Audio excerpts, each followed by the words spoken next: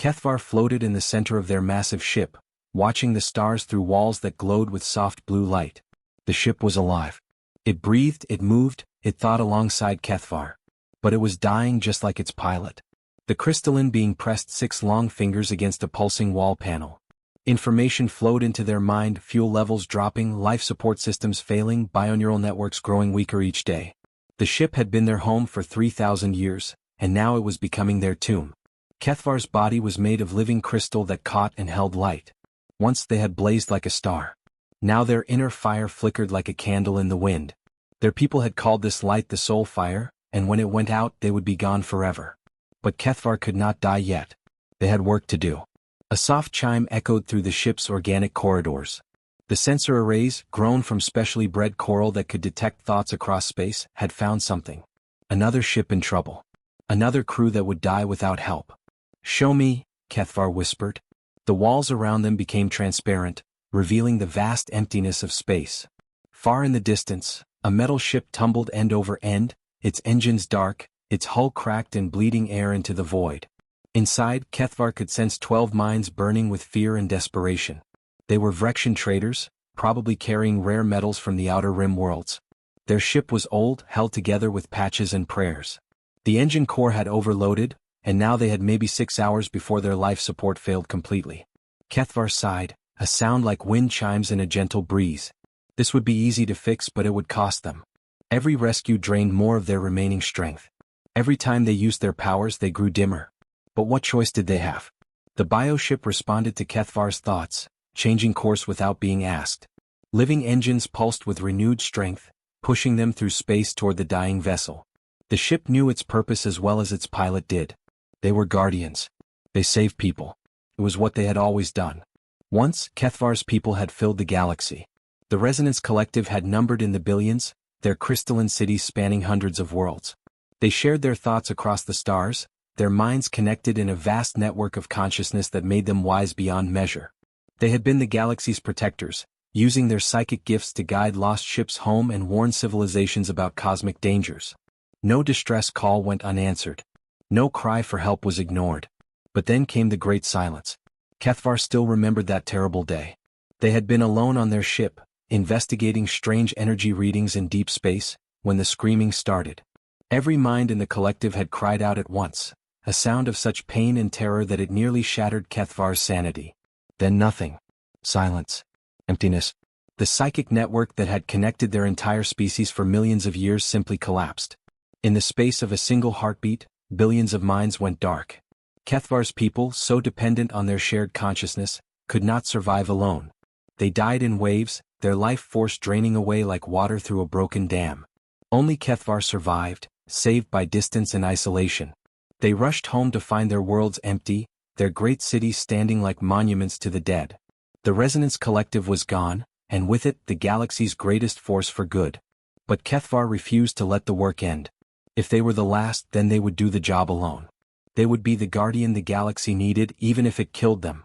And it was killing them slowly but surely. The bioship reached the Vrexian vessel and extended tendrils of living metal to make contact. Kethvar felt the ship's systems merge with their own, sharing power and air and hope. The terrified traders gasped in relief as their lights came back on and their engines hummed to life.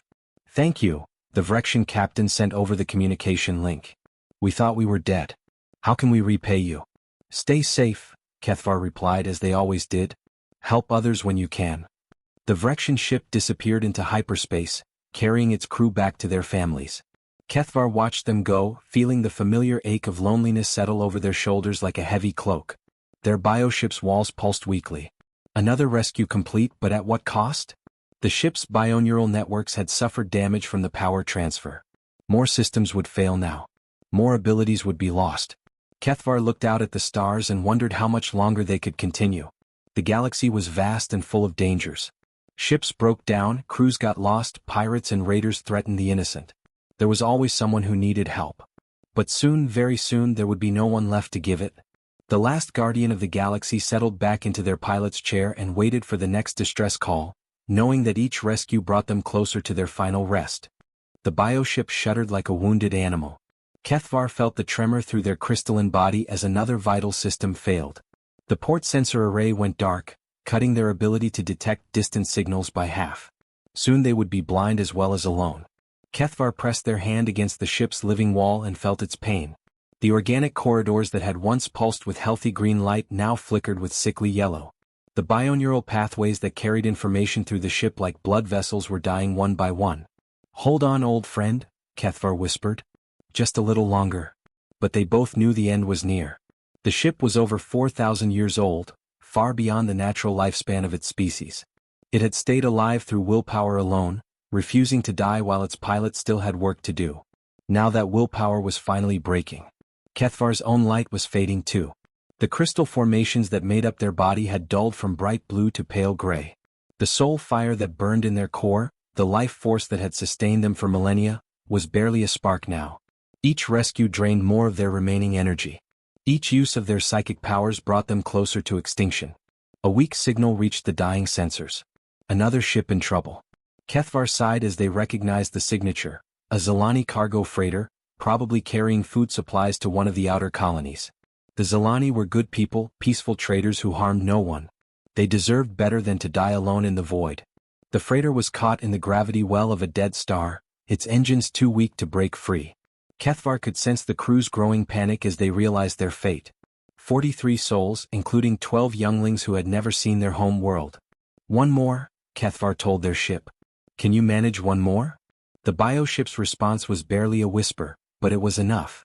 Living engines that had carried them across the galaxy for 3,000 years pulsed with effort, pushing them toward the trapped freighter. The rescue was harder than usual.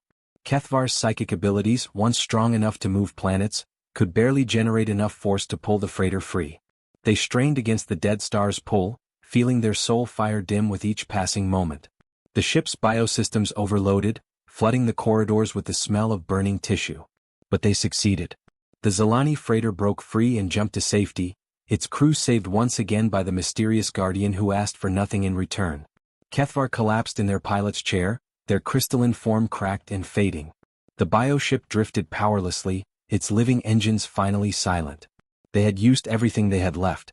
There would be no more rescues. "That was our last dance, wasn't it?" Kethvar asked the dying ship. The walls flickered once in response, then went dark. Kethvar guided the ship toward the shroud, a massive nebula filled with interference that would hide them from any passing vessels. It seemed fitting to die there, in a place where no one could see their final moments. They had lived their whole life helping others from the shadows. They might as well die the same way. As the nebulous colorful gases surrounded them, Kethvar began to record their final message. Their voice, once strong enough to reach across star systems, was now barely a whisper. "My name is Kethvar, last of the Resonance Collective. I have been the galaxy's guardian for 3,000 years. In that time, I have saved 47,329 lives from 184 different species." They paused, looking out at the swirling colors of the nebula. So beautiful, like the aurora that used to dance over their home world's crystal spires. "I do not know if anyone will ever hear this message. Perhaps it will drift through space forever, another piece of cosmic debris with no meaning. But if someone does find it, if some distant civilization discovers the remains of my ship, I want them to know that we tried." Kethvar's voice grew weaker as their soul fire flickered. The Resonance Collective once numbered in the billions. We were teachers, healers, guardians. We believed that consciousness was sacred, that all thinking beings deserved protection. When the Great Silence came and my people died, I thought our mission would die with them. The bioship's life support systems began to fail. The air grew thin and cold. But I was wrong. For 3,000 years I have carried on our work alone. I have been the voice in the darkness, the hand that pulls ships from danger, the light that guides the lost home. And now, as my own light fades, I realize that it was worth it. Every rescue, every life saved, every moment of hope brought to the desperate, it all mattered. Kethvar's form grew dimmer, their words coming slower.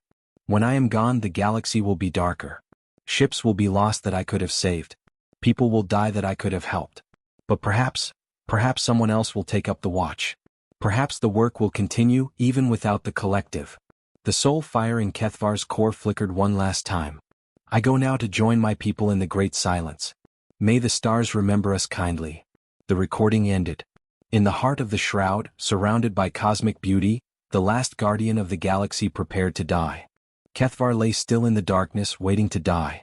Their soul fire was nothing more than a dim glow now, barely visible in their crystalline chest. The bioship drifted silently through the Shroud Nebula, its living systems shutting down one by one. This was peaceful, Kethvar thought. After 3,000 years of endless work, of saving others while slowly destroying themselves, they could finally rest. Soon they would join their people in the great silence that had taken the Resonance Collective so long ago. Then the signal came. It cut through the nebula's interference like a blade through silk, harsh and primitive and completely wrong. Kethvar's dying senses jerked awake, confusion replacing the calm acceptance of death. This wasn't like any distress call they had ever heard. The transmission was chaos. Instead of the clean, efficient psychic broadcasts used by every civilized species, this was crude radio waves scattered across multiple frequencies. It was loud, messy, and completely inefficient. Any proper communication system would have filtered it out as noise. But through the static, Kethvar heard words that made no sense. "This is Captain Dohayan of the UES New Soul. We are a human colony ship with 847 souls aboard. Primary engines are offline, life support at 30% capacity. Human?" Kethvar searched their vast memory banks. In 4,000 years of life, traveling to every corner of the galaxy, they had never encountered any species called human. Their databases contained records of thousands of civilizations, but this name appeared nowhere. The voice continued, strong and clear despite the desperate situation it described. "Hull breach on decks 4 and 7. We've lost our main computer and our navigation systems are down. If anyone can hear this, we are not giving up. Repeat, we are not giving up." Not giving up? Kethvar was puzzled by the strange emphasis. Of course they weren't giving up. No species would simply stop trying to survive. Why did this captain feel the need to say it? Curiosity overcame exhaustion. Kethvar forced their dying ship to move, following the impossible signal deeper into the nebula.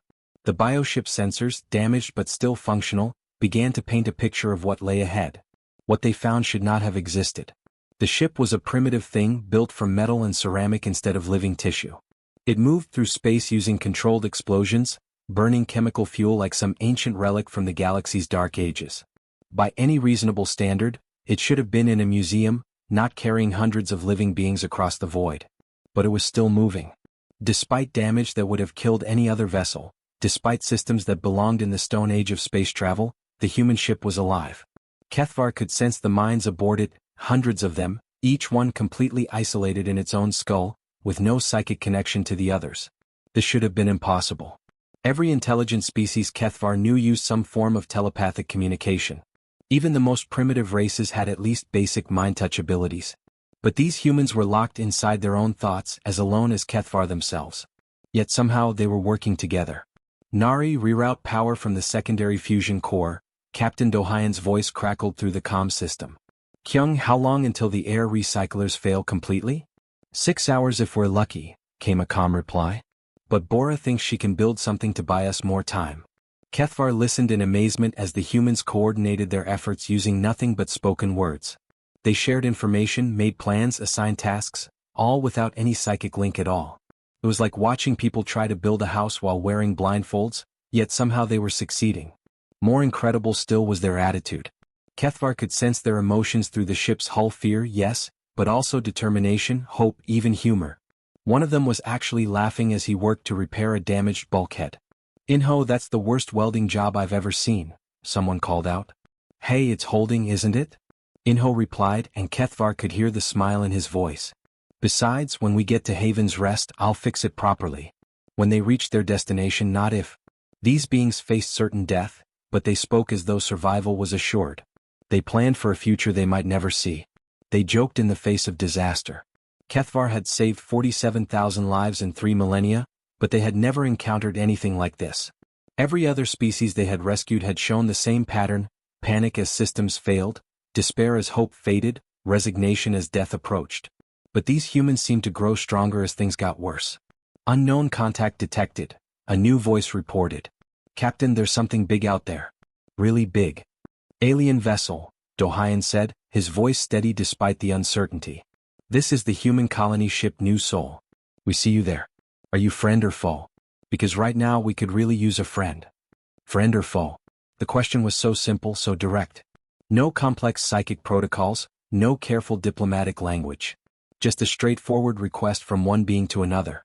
Kethvar's crystalline form pulsed with something they hadn't felt in centuries: curiosity. These humans were unlike anything in their experience. Alone but together, primitive but ingenious, dying but refusing to surrender. Perhaps there was time for one more rescue after all. Kethvar's bioship moved slowly toward the human vessel, its organic hull rippling with soft bioluminescent patterns. The ship was trying to communicate in the universal language of light that most spacefaring species understood. But the human's response was completely unexpected. "Wow, did you see that?" A voice called over their communication system. "It's like a giant jellyfish made of stars." "Focus, mijo," Captain Dohayan said, but Kethvar could hear amusement in his voice. "Unknown vessel, we appreciate you coming to help. But we need to warn you, our docking systems are pretty basic. We might not be compatible with your technology." Kethvar paused. In 3,000 years of rescues, no species had ever worried about helping their rescuer. Most were so desperate to escape that they barely acknowledged Kethvar's existence. But these humans seemed more concerned about causing problems than solving their own crisis. "We can adapt," Kethvar sent back, using their ship's communication array. Their voice came through the human speakers as a series of harmonic tones, like wind chimes singing in perfect harmony. "That's beautiful," someone whispered on the human channel. The docking was difficult. Human technology was crude metal and ceramic, completely unlike the living systems of Kethvar's ship. But the humans solved the problem with typical ingenuity. A young engineer named Seo Jun used spare parts and emergency foam to create a makeshift airlock between the two vessels. "It's not pretty, but it should hold," Seo Jun reported. "Though I'd recommend keeping our guest visit short just in case." When the airlock finally opened, Kethvar floated through into the human ship. The first thing that struck them was how small everything was. The corridors were narrow, the ceilings low, designed for beings much smaller than Kethvar's crystalline form. But the humans had somehow made space feel warm and lived in, with pictures on the walls and plants growing in tiny gardens. Captain Dohayan was waiting in the main corridor. He was compact and strong-looking, with kind eyes and calloused hands that spoke of someone who wasn't afraid of hard work. When he saw Kethvar, he didn't step back in fear or fall to his knees in worship like so many species did. Instead, he smiled and held out his hand. "Welcome aboard the new soul," Dohayan said. "I'm Captain Dohayan Kim. Thank you for coming to help us."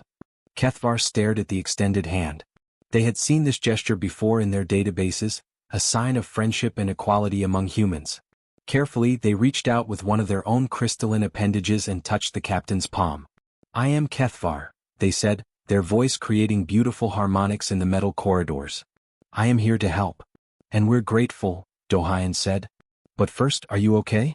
Your ship looks damaged." Once again, Kethvar was surprised. The human captain was asking about their well-being before his own desperate situation. It was completely backwards from every other rescue they had ever performed. "My ship is dying," Kethvar admitted. "As am I. But that is not important now." "Of course it's important," said a new voice. A woman approached them, Dr. Gina, according to the name tag on her uniform.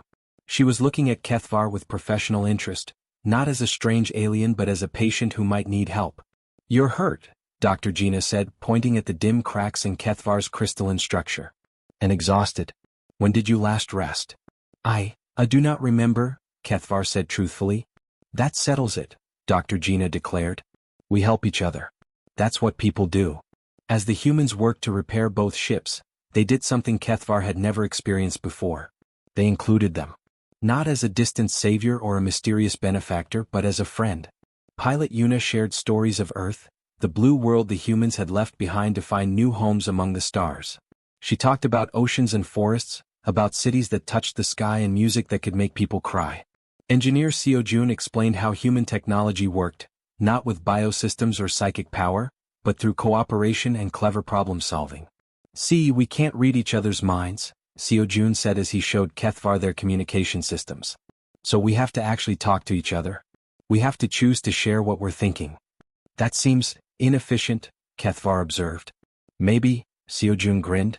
"But it means everything we share is a gift. When someone tells you a secret or shares a memory, they're choosing to trust you. That makes it special." In the ship's small dining area, Communications Officer Hannah was teaching a group of children a song from their home world. Their voices rose together in harmony, creating something beautiful from individual sounds. Each voice was unique, but together they made music.